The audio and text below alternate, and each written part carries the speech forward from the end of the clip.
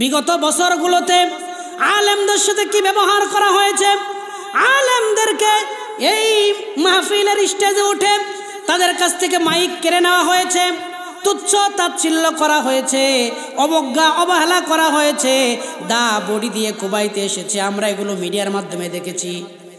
এই শক্তি সাহস তারা কোথায় পেয়েছিল? তাদের দল ক্ষমতায় ছিল, তারা প্রভাবশালী ছিল। মসজিদের ইমামকে মূল্যায়ন করতো না, মাদ্রাসার শিক্ষককে মূল্যায়ন করতো না, তুচ্ছ তাচ্ছিল্য করতো, অপমান অপদস্থ করতো, কথায় কথায় মৌলবাদী বলে গালি দিত। কথা বলেন ঠিক কিনা? ওই সকল জালিমদেরকে সতর্ক করে কোরআনে কারিমে আল্লাহ তাআলা বহু জায়গায় সতর্ক করেছেন, জালিমরা সাবধান হয়ে যাও। আজ যারা ক্ষমতার জোরে আমার পেয়ারা বান্দা, যারা রহমানের বান্দা, যারা বিনয়ী ভদ্র, যারা আলেম সমাজ, তাদেরকে টিটকারি করছো। তোমাদের পূর্ব উত্তরসূরি যারা ছিল, ফেরাউন আর নমরুদ যারা ছিল, ওই সকল নমরুদ আর ফেরাউনের দিকে তাকিয়ে দেখো। নমরুদ তার অহংকারী মনোভাবের কারণে আল্লাহ তাআলা এমন ভাবে তাকে শায়েস্তা করেছেন, এমন ভাবে অপদস্থ লাঞ্ছিত করেছেন গোটা পৃথিবীবাসীর কাছে। আজও মানুষের কানে সেই কথাগুলো চোখে ভেসে ওঠে কি ওঠে না? নমরুদের কিভাবে পরাজয় আল্লাহ তাআলা করেছিলেন? একটা ল্যাংড়া মশা দিয়ে ওই সকল প্রভাবশালী পৃথিবীর মধ্যে শ্রেষ্ঠ ক্ষমতাধর নমরুদ ওই সময় ছিল, ওই নমরুদকে নবীর সাথে বেয়াদবি করার কারণে ল্যাংড়া মশা দিয়া দুনিয়া থেকে বিদায় করেছে। শুধু তাই নয়, ফেরাউন একই অবস্থায় আমাদের নবী হযরতে মূসা কালিমুল্লাহ আলাইহি ওয়াসাল্লামের সাথে বেয়াদবি করার কারণে এই ফেরাউনকে আল্লাহ তাআলা নীল নদে একেবারে ব্যাঙের মতো চুবিয়ে শুটকি করে রেখে দিয়েছেন। ভবিষ্যতে যে সকল জালিমরা ক্ষমতায় আসবে, ওই জালিমরা যেন ফেরাউনের লাশ দেখে শিক্ষা নিতে পারে, শিক্ষা নিয়ে যেন তারা তাদের জীবন পরিচালনা করতে পারে। এই জন্য আল্লাহ তাআলা তাকে শুটকি বানায় রেখে দিয়েছেন। কথা বলুন ঠিক কিনা? প্রিয় বন্ধুগণ, আমরা ইতিপূর্বেই দেখেছি এই যে স্বৈরশাসক একইভাবে দাম্ভিকতা অহংকার প্রদর্শন করেছিল।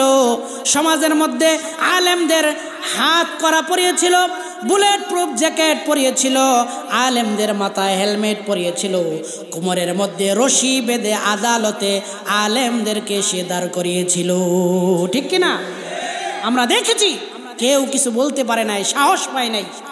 যে আলেমগুলো সারা জীবন বুখারী মুসলিম পড়িয়ে তাদের জীবন অতিক্রম করেছে, যারা মাদ্রাসা মসজিদ এই জাতিকে হিদায়াতের দিকে টেনে নিয়ে এসছে, সেই সকল রাহবরদের কোমরে যখন আমরা দেখেছি গরুর রশি, তখন আলেম সমাজ, মুসলিম সমাজ, ইসলাম প্রিয় তৌহিদি জনতার হৃদয়ে রক্তক্ষরণ হয়েছে। কথা বলুন ঠিক কিনা? কিচ্ছু বলা যায় নাই। আজকে তোমাদের কি অবস্থা? শিক্ষা নিতে হবে। যেই বাংলাদেশকে বলেছিল এটা আমার বাপের দেশ, এটা আমার দেশ, যেই অহংকার করেছিল, সেই বাংলাদেশে আল্লাহ রাব্বুল আলামিন যে আলেমদের সাথে বেয়াদবি করেছে, যে অহংকার করেছিল, এই অহংকারের কারণে আল্লাহ তাআলা তাকে মাত্র ৪৫ মিনিট সময় বেঁধে দিয়েছিল। কথা বলেন ঠিক কিনা? যে ৪৫ মিনিটের মধ্যে বাংলাদেশ ছেড়ে না গেলে আপনার অস্তিত্ব খুঁজে পাওয়া যাবে না। কথা বলেন ঠিক কিনা? আল্লাহ তাআলার মায়ের দেখছেন, অহংকার করা ভালো না। ওয়ালা তামশি ফিল আরদি মারাহা, আমার জমিনে অহংকার করে পা ফেলো না। প্রিয় বন্ধুগণ, এরপরে দেখেন ইয়ামশুনা আলাল আরদি হাওনাও ওয়া ইযা খাতাবাহুমুল জাহিলুনা ক্বালু সালামা। যখন জাহেলরা আলেমদেরকে এইভাবে কটূক্তি করে, আল্লাহ তাআলা বলেছেন ওই সকল পেয়ারা বান্দারা তখন ওই জাহেলদের সাথে তর্কে জড়ায় পড়ে না, বরং তারা সালাম বলে তাদের থেকে পাশ কেটে চলে যায়। কারণ জাহেলদের সাথে চাপা করে তর্ক বিতর্ক করে বিজি হওয়া যায় না। এজন্য আল্লাহ শিক্ষা দিয়েছেন, তোমরা যারা আমার প্রিয় বান্দা হবা তোমরা ওই জাহিলদের সাথে তর্ক করো না। জাহেল বলতে আল্লাহ তাআলা এখানে মূর্খ বলেন নাই। এই জাহেল মানে হচ্ছে কোরআন হাদিস ইসলাম পরকাল আল্লাহ রসুল থেকে তারা বিমুখ। তারা অনেক বড় বড় ডক্টরেট ডিগ্রি করেছে, অনেক উচ্চ শিক্ষিত, তাদেরকে আল্লাহ জাহিল বলেছেন। এখানে জাহিল বলতে একেবারে অক্ষর জ্ঞানহীন না। জাহেল হচ্ছে তারা যারা উচ্চ ডিগ্রিধারী হওয়ার পরেও কোরআন সুন্নাহ অনুযায়ী নিজেদের জীবন পরিচালনা করে না, তাদেরকে আল্লাহ তাআলা এখানে জাহেল বলেছে। প্রিয় বন্ধুগণ, এরপরে আল্লাহ তাআলা পরের আয়াতে বলেছেন ওয়াইযা ওয়াল্লাযীনা ইয়াবিতুনা লিরাব্বিহিম সুজ্জাদাও ওয়া কিয়ামা। ওয়াল্লাযীনা ইয়াবিতুনা লিরাব্বিহিম সুজ্জাদাও ওয়া কিয়ামা। মুমিনদের দুইটা গুণ আমি বর্ণনা করেছি। এক নম্বর কি, জমিনে যখন চলবে অহংকার করে চলবে না, অত্যন্ত নম্র ভদ্র সাথে চলাফেরা করবে। দুই নম্বর হচ্ছে জাহিলরা যখন টিটকারি করবে, অবজ্ঞা করবে, অবহেলা করবে, তখন তাদের সাথে তর্কে জড়াবে না, বরং তাদেরকে বলবে সালামা, তোমাদের প্রতি আল্লাহর শান্তি বর্ষিত হোক, এই কথা বলে পাশ কেটে চলে যাবে। তিন নম্বর গুণ হচ্ছে ওয়াল্লাযীনা ইয়াবিতুনা লিরাব্বিহিম সুজ্জাদাও ওয়া কিয়ামা। আল্লাহ তাআলার বান্দা যারা হবে দিনের বেলায় সারা দিন ব্যাপী ইসলামের জন্য কাজ করবে, নিজের সংসার পরিচালনার জন্য কাজ করবে, আর এই মানুষগুলোই যখন রাত হয়ে যাবে রাতের বেলায় তখন তারা দাঁড়িয়ে দাঁড়িয়ে আল্লাহ তাআলার সামনে দাঁড়িয়ে সালাত আদায় করার মাধ্যমে তারা রাত অতিক্রম করে দিবে। বলুন সুবহানাল্লাহ। ওয়াল্লাযীনা ইয়াবিতুনা লিরাব্বিহিম সুজ্জাদাও ওয়া কিয়ামা। তারা কি করবে? তারা রাতের বেলায় নামাজের মধ্যে দাঁড়িয়ে যাবে, নামাজের মধ্যে দাঁড়িয়ে দাঁড়িয়ে কিয়াম করবে আর সেজদা করে করে রাত পার করবে। আল্লাহ তাআলার সামনে দাঁড়িয়ে সারেন্ডার করবে যে আল্লাহ আপনিই তো আমাদের রব, আপনিই তো আমাদের সব, আপনার কাছে আমরা বারবার ফিরে আসি, আপনার কাছেই ফিরে আসি। এইভাবে করে তারা রাত কাটিয়ে দিবে। ওয়াল্লাযীনা ইয়াবিতুনা লিরাব্বিহিম সুজ্জাদাও ওয়া কিয়ামা। আল্লাহর নবী জনাবে মুহাম্মদুর রাসূলুল্লাহ সাল্লাল্লাহু আলাইহি ওয়াসাল্লাম হাদিস শরীফে বলেছেন আফশুস সালাম ওয়া আতঈমুত তুআম ওয়া সাল্লু ওয়ান নাসু নিয়াম তাদখুলুল জান্নাতা বিসসালাম। আল্লাহর নবী বলেছেন ও আমার উম্মতেরা, আফশুস সালাম, ব্যাপকভাবে তোমরা সালামের প্রচলন করো, দেখা হলেই সালাম দাও। আফশুস সালাম ওয়া আতঈমুত তুআম, আর তোমরা অনাহারীকে খাবার দাও, খাদ্য খাওয়াও। এই খাদ্য খাওয়ানোর মধ্যে অনেক কল্যাণ আছে। আর যখন রাত হয়ে যাবে, রাতের বেলায় মানুষ যখন ঘুমায়া যায়, সব মানুষ যখন ঘুমের মধ্যে থাকে, আমার বান্দা যারা হবে তারা নামাজের মধ্যে যায় নামাজে দাঁড়ায় দাঁড়ায় কিয়াম করবে, রুকু করবে, সেজদা করবে, আর বলবে আল্লাহ তাআলা পরের আয়াতে বলেছেন ওয়াল্লাযীনা ইয়াকুলুনা রব্বানা সরিফ আন্না আযাব জাহান্নাম ইন্না আযাবাহা কানা গরামা। আল্লাহ রাব্বুল আলামিন বলেছেন আমার ওই সকল বান্দারা নামাজ আদায় করবে আর সিজদা দিবে, কিরাত করবে, কিয়াম করবে, আর আমার কাছে বলবে রব্বানা সরিফ আন্না আযাব জাহান্নাম, ও আমাদের রব, ও আমাদের প্রতিপালক, ও আমাদের মালিক, আমাদেরকে জাহান্নামের আগুন থেকে বাঁচায় দেন, জাহান্নাম থেকে আমাদেরকে রক্ষা করেন। ওই জাহান্নাম থেকে আমরা বাঁচতে চাই, যেই জাহান্নামের ইন্ধন হবে মানুষ আর পাথর। নাউজুবিল্লাহ। মুমিন আল্লাহর সামনে দাঁড়িয়ে যখন মানুষ ঘুমাবে তখন দাঁড়িয়ে দাঁড়িয়ে আল্লাহকে বলবে আল্লাহ, হে আমাদের রব, হে আমাদের প্রতিপালক, আমরা জাহান্নাম থেকে বাঁচতে চাই, আমাকে জাহান্নাম থেকে পরিত্রাণ দেন, জাহান্নাম থেকে বাঁচান, হেফাজত করুন, আপনি আমাকে আপনার বান্দা হিসেবে আমাকে কবুল করুন। এইভাবে রহমানের বান্দা যারা হবে তারা আল্লাহর কাছে রাত ভোরে আল্লাহর কাছে দোয়া করতে থাকবে। এরপরে আল্লাহ তাআলা বলেছেন ইন্না আযাবাহা কানা গরামা। কেমন জাহান্নাম? জাহান্নাম সেই জাহান্নাম, নিশ্চয় জাহান্নামের আযাব অবিচ্ছিন্ন নিরবিচ্ছিন্ন একটানা আযাব দিতেই থাকবে। আচ্ছা ঠিক আছে ঠিক আছে।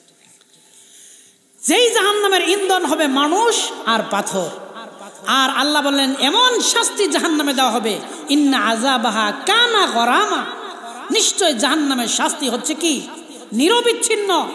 শাস্তি চলবে, বন্ধ হয়ে যাবে এমন না, চলতেই থাকবে, চলমান থাকবে। আর এই জাহান্নামীদের মধ্যে দুইটা শ্রেণীতে ভাগ হবে। এক শ্রেণী হবে চিরস্থায়ীভাবে জাহান্নামী, যারা কাফের অবস্থায় কবরে যাবে, তারা আর জাহান্নাম থেকে কখনো উঠে আসতে পারবে না, চিরস্থায়ীভাবে জাহান্নাম।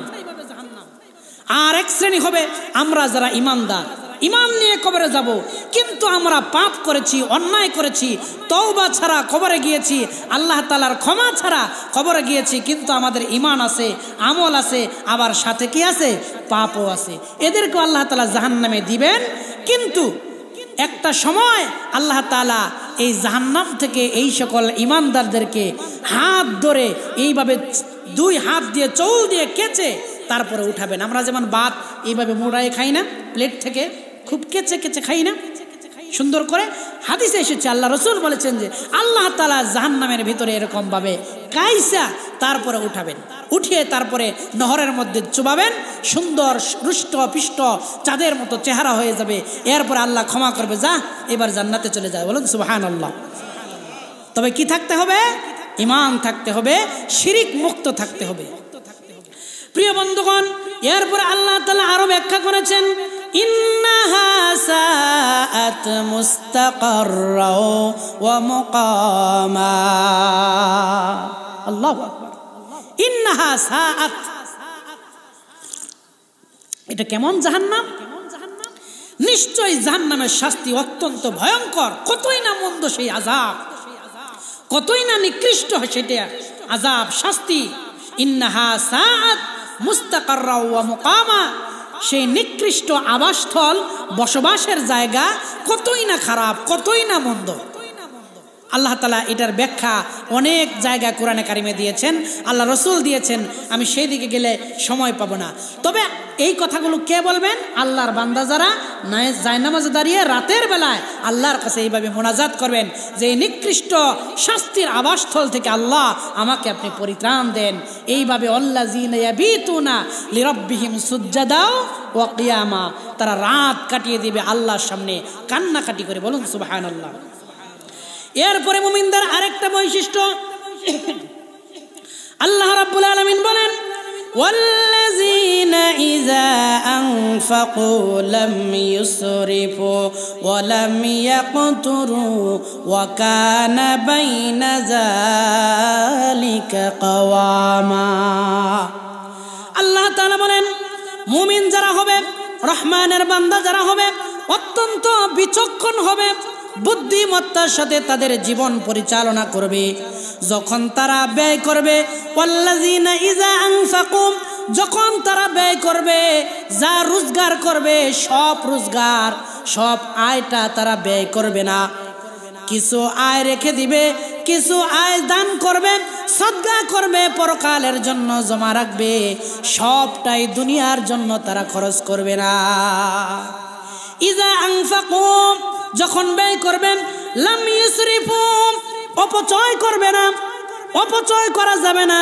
আমরা যারা ইমানদার মুত্তাকি বান্দা হতে চাই, রহমানের গোলাম হতে চাই, আমরা বেতন পাই 10,000 টাকা, 20,000 টাকা অথবা 50,000 টাকা, এই সব টাকা আমরা আছে বলেই খরচ করব না।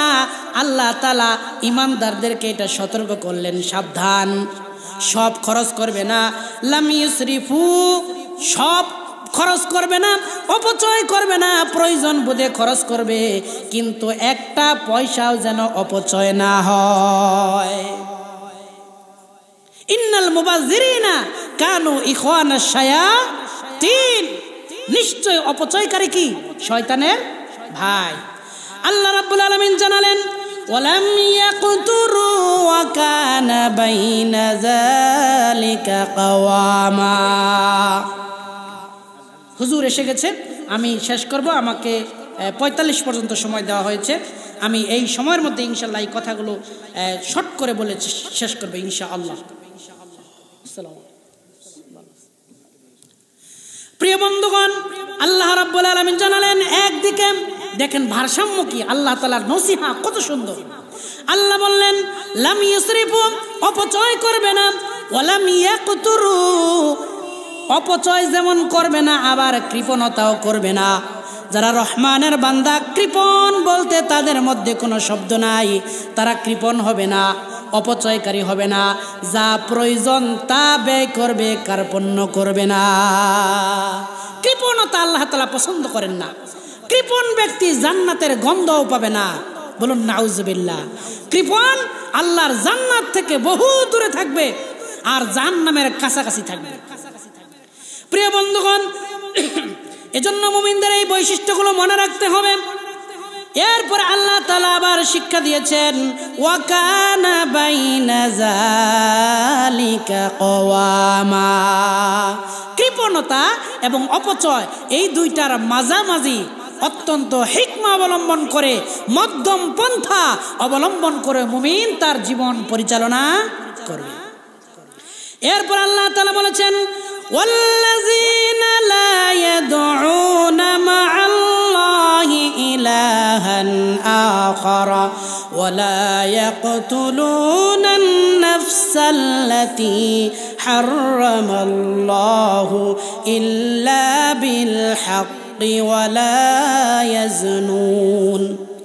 আল্লাহ তাআলা বলেছেন, যারা আমার বান্দা হবে, রহমানের গোলাম যারা হবে, তারা কখনোই লা ইয়াদউনা মা'আল্লাহ, লা ইয়াদউনা মা'আল্লাহ, আল্লাহ ছাড়া, আল্লাহর সাথে অন্য কাউকে কোনো অবস্থাতে তারা ডাকে না। লা ইয়াদউনা মা'আল্লাহি ইলাহান আখার, আল্লাহ ছাড়া আর কাউকেই আল্লাহর সমকক্ষ বলে ডাক দিবে না। অর্থাৎ এই আয়াত দ্বারা আল্লাহ তাআলা বুঝিয়েছেন, আল্লাহর বান্দা যারা, রহমানের গোলাম যারা, তারা কখনোই শিরিকের সাথে সংযুক্ত হবে না। শিরিক হচ্ছে যত গুনাহ আছে সবচাইতে জঘন্যতম, একবার নিকৃষ্ট মানের হাই কোয়ালিটির গুনাহ হচ্ছে শিরক। শিরকের গুনাহ আল্লাহ তাআলা কখনো ক্ষমা করেন না। যেই ব্যক্তি যাররা পরিমাণ শিরিক নিয়ে তওবা ছাড়া কবরে যাবে, ওই ব্যক্তি আর জাহান্নাম থেকে ফিরে আসতে পারবে না। আল্লাহ কোরআনে বলছেন, শিরিক যদি তোমার জীবনে থাকে, শিরিক মিশ্রিত ইবাদত নিয়ে কবরে গেলে সে আর ফিরে আসতে পারবে না। এই জন্য প্রতিনিয়ত আমরা আল্লাহ তাআলার কাছে শিরিক মুক্ত জীবন যাপন করার জন্য আল্লাহর কাছে দোয়া করতে হবে, আল্লাহ আমাকে শিরিক মুক্ত জীবন যাপন করার তৌফিক দান করেন। গুনাহ আল্লাহ ক্ষমা করবেন, অন্য সব গুনাহ আল্লাহ ইচ্ছা করলেই ক্ষমা করবেন, কিন্তু শিরকের গুনাহ আল্লাহ তওবা ছাড়া ক্ষমা করেন না। সাবধান থাকতে হবে। জান্নাতে যাওয়ার জন্য অন্যতম বাধা হচ্ছে শিরক। শিরক এত জঘন্য অপরাধ। আর হচ্ছে বান্দার হক নষ্ট করা, বান্দার হক নষ্ট করা। বান্দার হক যদি নষ্ট করা হয় আমার দ্বারা, আমার বোনের সম্পদ, ফুফুর সম্পদ, এরপরে অন্যান্য ওয়ারিসদের সম্পদ মেরে টাকা পয়সা, দোকান বাকি এই সেই করে কারো সম্পদ যদি আমার জীবনে চলে আসে, আমার পেটে চলে যায়, তাহলে এই ব্যক্তি এই অবস্থায় যদি এইগুলো পরিশোধ না করে কবরে যায়, তাহলে ওই ব্যক্তির জন্য আল্লাহর কাছে কোনো ক্ষমা নাই, যতক্ষণ না হকদারের হক ফেরত দেওয়া হয়। প্রিয় বন্ধুগণ, আল্লাহ তাআলা বলছেন আল্লাহর সাথে কাউকে ডাকা যাবে না। এখন তো আমাদের সমাজে ডাকার হিড়িক পড়ে গেছে। আমরা আল্লাহর সাথে পীর বাবাকেও ডাকি, গাজা বাবাকেও ডাকি, নেংটা বাবাকেও ডাকি, মাজারেও যাই, বিভিন্ন জায়গায় আমরা ডাকাডাকি করি। বাচ্চা হয় না তখন চিন্তা করে যাও অমুক পীরের মাজারে যাও, ওইখানে গেলে সেজদা দিলে, কিছু চাইলে ওই পীরের উসিলায় তোমার বাচ্চা হয়ে যাবে। এমন আছে না নাই? আছে না? আছে, বহু আছে। আপনারা বিভিন্ন বড় বড় মাজারগুলোতে যান, দেখেন মানুষ অজ্ঞতাবশত সেজদা করতেছে, ওইখানে দাঁড়ায় দাঁড়ায় কবর সামনে নিয়ে কান্নাকাটি করতেছে, চোখের পানি ছাড়ছে। নাউজুবিল্লাহ, এগুলো ডাইরেক্ট শিরক। এই শিরিক থেকে আল্লাহ তাআলা আমাদেরকে হেফাজত করুক। এরপর আল্লাহ বলছেন ওয়ালা ইয়াকতুলুনান নাফসাল্লাতী হারামাল্লাহু ইল্লা বিল হক। আল্লাহ তাআলা যাদেরকে হত্যা করা হারাম করেছেন, ন্যায়সঙ্গত কারণ ছাড়া কোনো মানুষকে হত্যা করা যাবে না। অন্যায়ভাবে রাগের বশবর্তী হয়ে অথবা দলের বিরুদ্ধে হওয়ার কারণে মানুষকে হত্যা করা যাবে না, আল্লাহ সম্পূর্ণ নিষেধ করেছেন। আমাদের সমাজে আমি এই যে কালকেও দেখলাম খবরের মধ্যে যে ছেলে তার মাকে হত্যা করে টুকরা টুকরা করে ফ্রিজে ভর্তি করেছে। বলুন নাউজুবিল্লাহ। চিন্তা করা যায়, যেই মায়ের ঘরে মায়ের পেটে জন্ম নিয়েছে, মায়ের দুধ খেয়ে বড় হয়েছে, ওই মাকে হত্যা করে টুকরা টুকরা করে ফ্রিজে ভরেছে একটি স্টুডেন্ট। এটা কি চিন্তা করা যায়? ওয়ালা ইয়াকতুলুনান নাফসাল্লাতী হারামাল্লাহু ইল্লা বিল হক। অন্যায়ভাবে কাউকে হত্যা করা যাবে না। কি সমাজে আমরা এসেছি, কি সমাজে বাস করছি। আজকে ভাই ভাইকে হত্যা করতেছে, বাবা সন্তানকে হত্যা করছে, সন্তান বাবাকে হত্যা করছে, মাকে হত্যা করছে, বোনকে হত্যা করছে। একবারে ছোট্ট ছোট্ট কারণে যেই ছেলেটি মাকে হত্যা করেছে, আমরা দেখলাম এই খবরের কাগজে মিডিয়ার মাধ্যমে যে কি জন্য সে প্রেম করেছিল, প্রেমে মা বাধা দিয়েছিল, টাকা পয়সা ঠিকমতো দেয় না, চাইলে এই জন্য হত্যা করেছে। নাউজুবিল্লাহ। চিন্তা করেছেন? আল্লাহু আকবার। আল্লাহ তাআলা আমাদের এগুলো থেকে বাঁচার তৌফিক দান করুন, আমিন। প্রিয় বন্ধুগণ, এরপরে আল্লাহ তাআলা বলেছেন ওয়ালা ইয়াজনুন। প্রতিবেশী নারীর সাথে জেনা করা যাবে না, অর্থাৎ প্রতিবেশীর সাথে জেনার কাজটা বেশি হয়। কোনো জায়গায় জেনা করা যাবে না। কোনো জায়গায় করা যাবে? কোনো জায়গায় করা যাবে না। ওয়ালা ইয়াজনুন। জেনা হচ্ছে জঘন্য পাপ, এত নিকৃষ্ট পাপ এই জেনা। এটার নাম শুনলেই মানুষ থুতু দেয়। থুতু দেয় কিনা? ওয়ালা তাকরাবু জিনা। জিনার ধারে কাছেও যাওয়া যাবে না। আর জিনা কিভাবে হয়? এক নাম্বার জিনা হচ্ছে চোখের জিনা, দুই নাম্বার হচ্ছে অন্তরের জিনা, এরপরে হাতের জিনা, এরপরে শরীরের অঙ্গ প্রত্যঙ্গের দ্বারা জিনা। এই জেনা ব্যভিচারের যেন আমরা ধারে কাছে না যাই, অশ্লীলতার ধারে যেন না যাই, এই ব্যাপারে আমাদেরকে সতর্ক থাকতে হবে। আজকে এই মোবাইল ফোনের মাধ্যমে, ইন্টারনেটের যুগে সহজলভ্য হয়ে গেছে জেনা ব্যভিচার। আজকে আমাদের তরুণ প্রজন্মগুলো, তরুণ সমাজ, ছাত্র ছাত্রী, যুবকরা আজকে জেনা ব্যভিচার একবারে যেন হাতের মোয়া, এটা কোনো পাপ না, মেলামেশা করতেছে, একবারে চলাফেরা করতেছে, ছেলে মেয়ে হ্যান্ডশেক করতেছে, গালের সাথে গাল মিলাচ্ছে। সমাজটা ধ্বংসের সমাজে পরিণত হয়েছে। আল্লাহ তাআলা আমাদের মুসলিম সমাজকে এই সকল পাপাচার থেকে বাঁচাক। বলুন আমিন। আর জোরে বলুন আমিন। আল্লাহ তাআলা বলেন وَمَن يَفْعَلْ ذَلِكَ يَلْقَ أَثَامًا।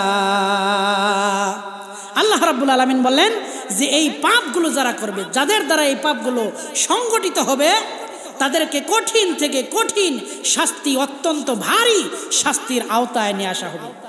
মারাত্মক শাস্তি দেওয়া হবে, কঠিন শাস্তি দেওয়া হবে। সম্মানিত হাজরিন, আমার সম্মানিত বড় ভাই, অত্যন্ত ভালো আলোচক, নামি দামি আলোচক, তাদের কথা শোনার জন্য আমরাও বসে থাকি। আমি যে টুঠাপাটা কথাগুলো বললাম, আল্লাহ তাআলা আমাদের এই কথাগুলো মেনে বুঝে আমল করার তৌফিক দান করুন, আমিন।